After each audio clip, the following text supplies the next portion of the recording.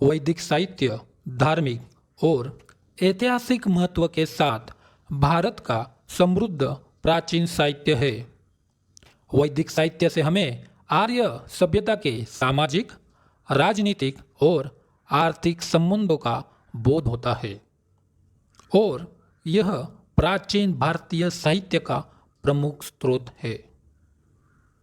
वेद शब्द संस्कृत भाषा के वित्त धातु से बना है जिसका अर्थ होता है जानना। अतः वेद का शाब्दिक अर्थ है ज्ञान।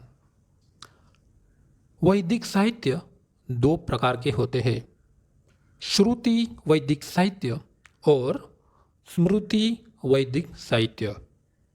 श्रुति वैदिक साहित्य को श्रुति कहा जाता है क्योंकि सृष्टि नियमकर्ता ब्रह्मा ने विराट पुरुष भगवान की वेद ध्वनि को सुनकर इसे प्राप्त किया था। अन्य ऋषियों ने भी इस साहित्य को श्रवण परंपरा से ही ग्रहण किया था तथा आगे की पीढ़ियों में भी ये श्रवण परंपरा द्वारा ही स्थानांतरित किए गए। इस परंपरा को श्रुति परंपरा भी कहा जाता है तथा श्रुति परंपरा पर आधारित होने के कारण इसे श्रुति वैदिक साहित्य कहा जाता है।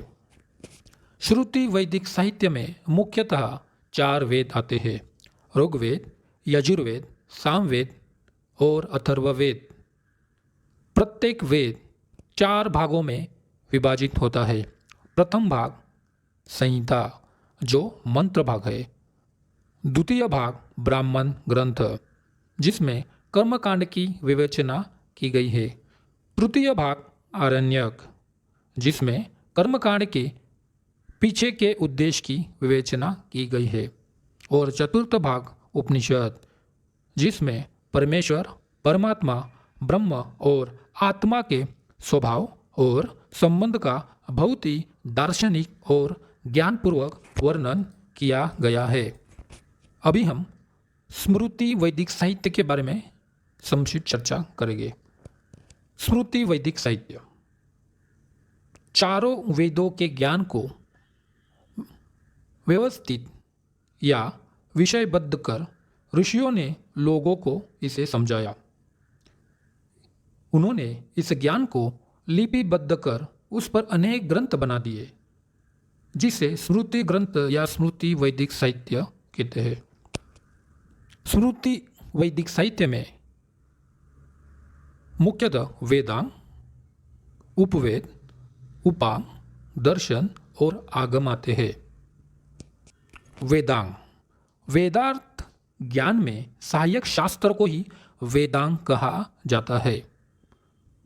वेदांग 6 प्रकार के होते हैं, शिक्षा, कल्प, व्याकरण, ज्योतिष, छंद और निरूपण। उपवेद उन सब विद्याओं को कहा जाता है जो वेदों के ही अंतर्गत आते हैं। यह वेदों के आश्रित तथा वेदों से ही निकले होते हैं। उपवेद मुख्यतः 4 है, आयुर्वेद, धनुर्वेद, गंधर्ववेद और शिल्पवेद।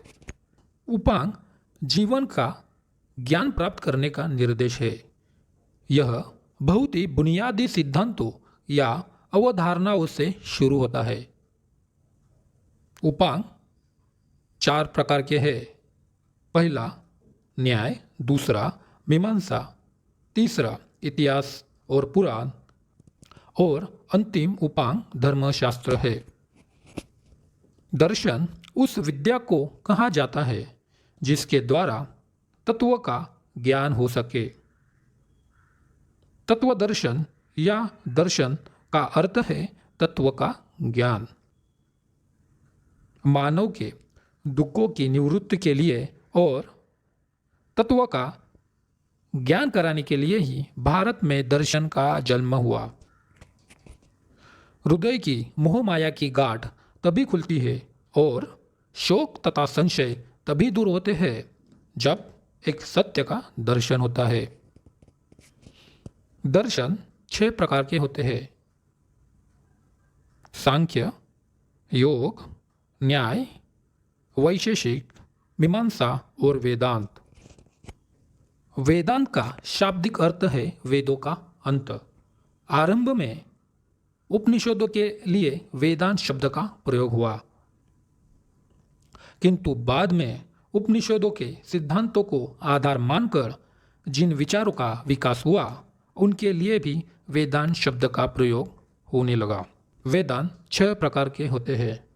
अद्वैत, जिसे शंकराचार्य द्वारा प्रस्तुत किया गया। विशिष्टाद्वैत, जिसे रामानुजाचार्य द्वारा प्रस्तुत किया गया। द्वैतवाद, जिसे माधवाचार्य द्वारा प्रस्तुत किया गया। द्वैताद्वैत, जिसे निम्बारकर आचार्य द्वारा प्रस्तुत किया गया। शुद्ध अद्वैत, जिसे वल्लभाचार्य द्वारा प्रस्तुत किया गया। और अंतिम अचिंत्य भेदाभेद, जिसे चैतन्य महाप्रभु द्वारा प्रस्तुत किया गया। आगम। आगम एक संस्कृत शब्द है जिसका अर्थ होता है ज्ञान का अर्जन। यह शास्त्र साधारणतया तंत्र शास्त्र के नाम से प्रसिद्ध है। निगमागम मूलक वैदिक संस्कृति का आधार जिस प्रकार निगम यानी वेद है, उसी प्रकार आगम यानी तंत्र भी है। दोनों स्वतंत्र होते हुए भी एक दूसरे के पोषक है। निगम हमें कर्म, ज्ञान तथा उपासना का स्वरूप बतलाता है और आगम इनके उपायभूत साधनों का वर्णन करता है। आगम 3 प्रकार के होते हैं। वैष्णव आगम, शैव आगम और शाक्तागम। इस प्रकार से यह वैदिक साहित्य का संक्षिप्त रूप में वर्णन किया गया है। आने वाले व्याख्यानों में इस पर अधिक विश्लेषण किया जाएगा। इस तरह की और जानकारी पाने के लिए चैनल को सब्सक्राइब ज़रूर कीजिए। धन्यवाद।